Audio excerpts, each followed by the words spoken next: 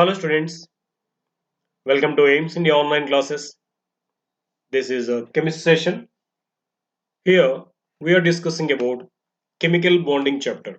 In the earlier sessions we have seen different kinds of chemical bonds like ionic bond formation and covalent bond formation, how these are formed we have seen. Now we are going to see a special kind of covalent bond which is known as coordinate covalent bond or dative bond. Okay, let us see about this in this session.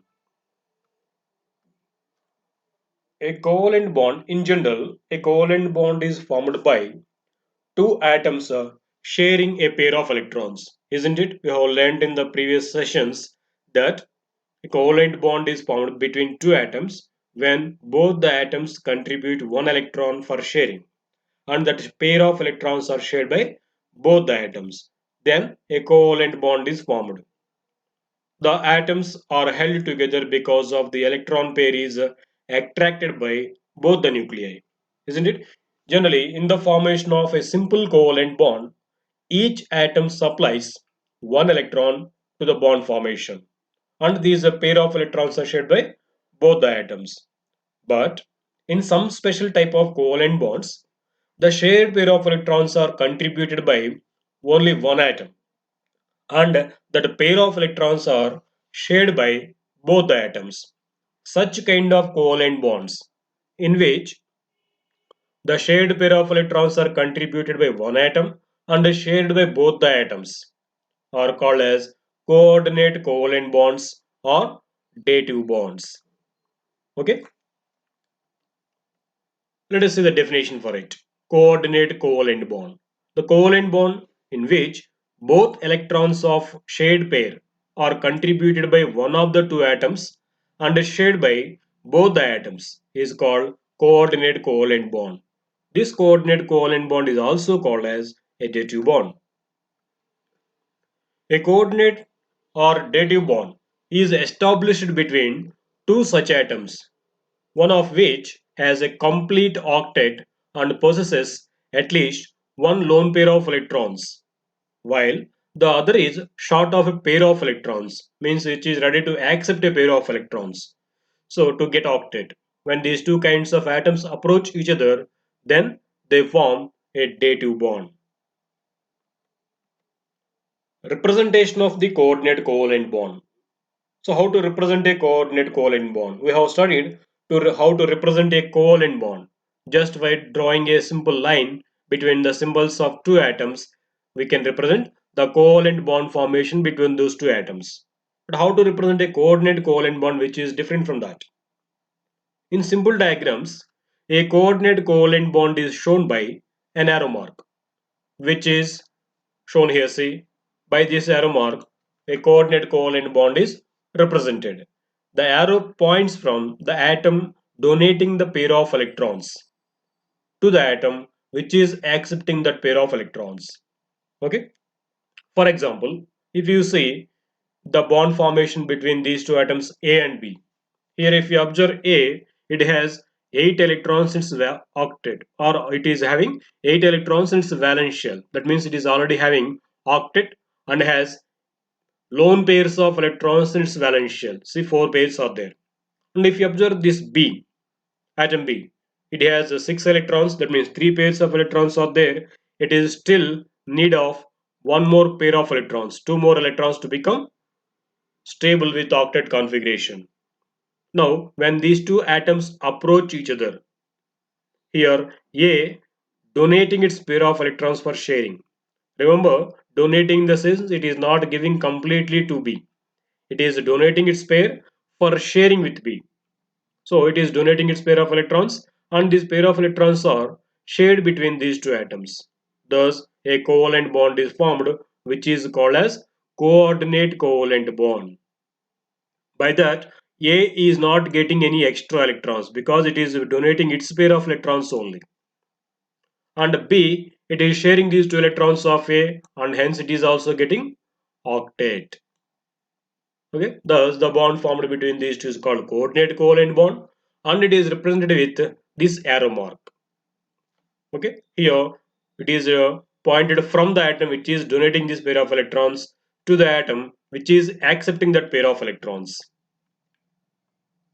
The atom which contributes electron pair is called donor, and the atom which is accepting that pair of electrons is called acceptor. See, in the formation of this molecule AB, A is donating its pair of electrons, so it is called donor. So the atom or molecule which is donating its pair of electrons for the formation of dative bond is called donor, and the atom which is accepting that pair of electrons is called acceptor. So here B is called acceptor. Okay, we have to note one more point here. Coordinate covalent bond is different from covalent bond just before the bond formation, because in the covalent bond formation both the atoms contribute one electron from each, and that pair of electrons are shared by both the atoms. But in the formation of dative bond, both the paired electrons are contributed by one atom and shared by both the atoms. So that is the difference between the covalent bond and coordinate covalent bond. But once after the bond formation, this coordinate covalent bond is completely indistinguishable from covalent bond. Means both will be similar. After the bond formation, covalent bond and coordinate covalent bond both are similar. Okay. Now let us see some examples for the molecules having this dative bond or coordinate covalent bond. First let us see the formation of ammonia boron trifluoride molecule, NH3BF3 molecule. We know in the ammonia molecule, although the nitrogen atom has completed its octet in ammonia, it still has a lone pair of electrons in its valence shell which can be donated. Isn't it? We know nitrogen has 5 valence electrons. Out of these 5 electrons, 1 electron is shared with each hydrogen atom. So 3 electrons are shared here. Thus, nitrogen is getting octet configuration.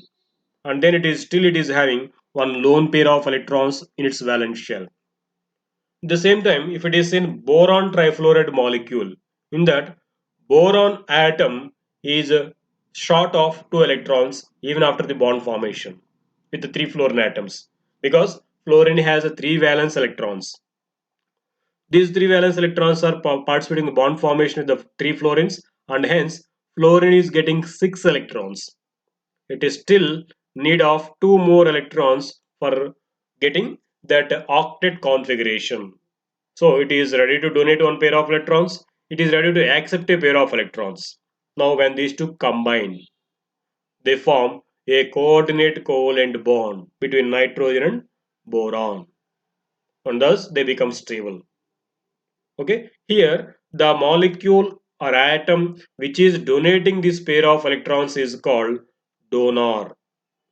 Okay, and at the same time the molecule or ion or atom which is accepting that pair of electrons is called acceptor. Ammonia is donor, boron trifluoride is acceptor in this molecule. Ammonia boron trifluoride is formed in that way by the formation of a dative bond. Okay, here any atom or ion or molecule which has one unshared electron pair which it can donate is termed as Lewis base, while those which are capable of accepting that lone pair of electrons are termed as Lewis acids. So to say simply, in the dative bond formation, the atom or molecule or ion which is donating pair of electrons is known as Lewis base, while the atom or molecule or ion which is accepting that pair of electrons in the formation of dative bond is called Lewis acid. Okay, in the previous example, that is in the formation of ammonia boron trifluoride molecule, ammonia donating pair of electrons, so ammonia is said to be Lewis base, while boron trifluoride accepting that pair of electrons from ammonia, so ammonia boron trifluoride is said to be Lewis acid. Okay, the acceptor is called acid, donor is called ammonia in the dative bond formation. Sorry, donor is called Lewis base in the formation of dative bond. Let us see another example for the molecules having coordinate covalent bond. That is, let us see the formation of ammonium ion, it is formed between ammonia and hydrogen ion. In this, hydrogen ion has no electrons and thus it is ready to accept a pair of electrons which can be donated by other molecules. And we have seen just now in the previous example also about ammonia. Ammonia is ready to donate a pair of electrons because it is having one lone pair of electrons and it is with a complete octet. Now when these two combine, ammonia and hydrogen ion, a coordinate covalent bond is formed between ammonia and H plus ion. In this, ammonia, which is donating a pair of electrons, is said to be Lewis base. And the H plus ion, this is the H plus ion, which is accepting that pair of electrons, is said to be Lewis acid. Acceptor is acid, donor is base. Okay. Let us see one more example, that is formation of ozone molecule. We know the molecular formula of ozone as O3. Ozone molecule consists of 3 oxygen atoms. Out of these, 2 oxygen atoms linked by a double covalent bond. So when 3 atoms are clubbed, first 2 oxygen atoms will be joined together by formation of a double covalent bond or double bond. Now, each oxygen atom has 2 lone pairs of electrons. See here, in this, first these 2 oxygen atoms are combined by sharing 2 pairs of electrons between them. By sharing of 2 pairs of electrons, each oxygen atom is getting octet because each oxygen atom initially they have 6 electrons in their valence shell. This has 6. By sharing these 2 electrons, it is getting octet configuration, isn't it? At the same time, if you see this oxygen, already 6 electrons are there, it is sharing 2 more electrons from that oxygen and hence it is also getting octet. Now, one of these 2 oxygen atoms which are having 2 lone pairs of electrons each, they donate one of the lone pairs to the third oxygen atom. Say this oxygen atom, it is donating its pair of electrons to this and thus to share this pair of electrons. By that, it also gets octet. Observe, it is not getting any extra electrons by sharing this pair with it. It is still maintained with octet configuration. Thus, 3 atoms becomes stable. Okay. So, one more point you have to note here, that is the H plus ion and the cations of transition metals such as copper, cobalt, iron, manganese, chromium, nickel, etc. The ions of these metals act as Lewis acids. What does it mean by Lewis acids? We told the atoms or ions or molecules which are ready to accept a pair of electrons in the formation of dative bond are called Lewis acids. So if you observe, these all are ready to accept a pair of electrons and thus these all are called Lewis acids. And the donors of this lone pair of electrons are called Lewis bases, which are also called as ligands. The atoms or ions which are ready to donate a pair of electrons in the dative bond formation are called ligands. Okay. Now let us see the characteristics of these coordinate covalent compounds. The melting and boiling points of these coordinate covalent compounds are higher than that of purely covalent compounds and lower than that of ionic compounds. Okay, they are being in between the properties of ionic compounds and covalent compounds. These are sparingly soluble in polar solvents like water. What is meant by here polar solvent? We know water is a polar solvent. That means water is a polar compound. We have seen in earlier sessions what is meant by polar covalent bond. The covalent bond which is formed between two different atoms or the atoms with the two different electronegativities is called polar covalent bond and that molecule is called polar compound. And if it is a solvent, it is called polar solvent. We know water is a polar compound and it acts as a solvent, hence it is called polar solvent. These coordinate compounds are being non-polar in nature. They are not soluble or sparingly soluble. Sparingly soluble means they are less soluble in water and polar solvents like water, but they are readily soluble in non-polar solvents. Non-polar solvents means the compounds which are having non-polar covalent bonds, means where the shared pair of electrons are shared equally between the two atoms. So such kind of solvents are called non-polar solvents. These coordinate compounds are fairly soluble into non-polar solvents. Next, like covalent compounds, these ordinary covalent compounds are also bad conductors of electricity. Their solutions or fused masses, they do not allow the passage of electricity through them, because just like the covalent compounds, these coordinate covalent compounds also, they do not have any formation of ions in them in the solvent form or in the fused form. They do not form any ions. That's why the compounds, coordinate covalent compounds, are bad conductors of electricity. They cannot pass electricity through them because there is no formation of any ions in the aqueous form or in the fused form. And the bond is rigid and directional. So just like the covalent bond, coordinate covalent bond is also directional because it is also formed, it is localized between two atoms. Hence, it is said to be directional bond. Covalent bond and coordinate covalent bond both are directional. Whereas we have studied ionic bonds are non-directional because there each ion will be surrounded by number of oppositely charged ions from all the directions. So there is no one fixed direction for the attraction. The attraction will be there from all the directions. That is why ionic bond is said to be non-directional, whereas covalent bond and coordinate covalent bond are directional because they are said to be localized between the atoms. Next, let us see another kind of chemical bonding, that is called the metallic bond. The bonding and structures adapted by metals and alloys are less understood with ionic and covalent compounds.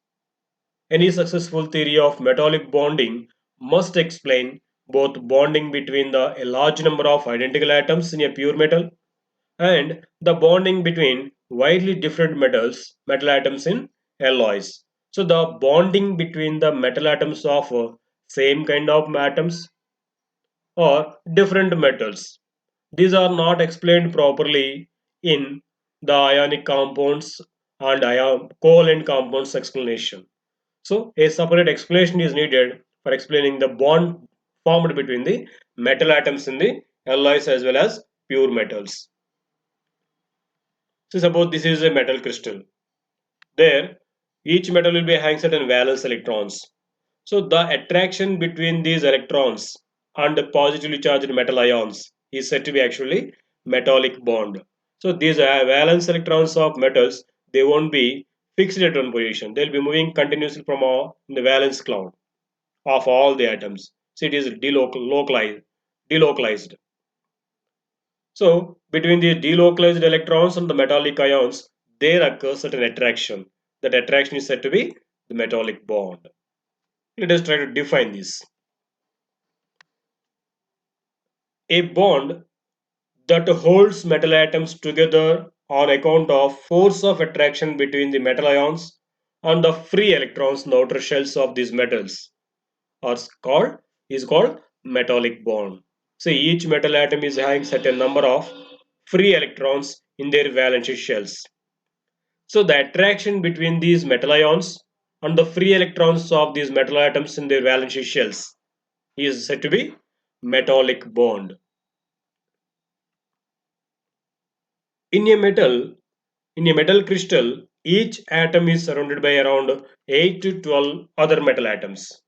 The metallic bond is non-directional in nature because here also, just like the ionic compounds, each metal atom is surrounded by number of valence electrons from all the directions. So the attraction between the valence electrons and metal atom occurs from all the directions. Hence it is said to be non-directional, whereas covalent and coordinate compounds are directional bonds. Okay, metallic and ionic bonds are non-directional in nature. And it is just a attraction between the metallic ions and valence electrons of these free metal ions. As it is just attraction between them, it is weaker than covalent and ionic bonds. Okay, that's about metallic bond and coordinate covalent bond. Thank you for watching our video. Please subscribe our YouTube channel Aims Today for latest updates and recorded videos. And please visit our website aimstoday.in for other information regarding online classes, quizzes, live worksheets, do-it-yourself activities, English classes, coding, reasoning, and more.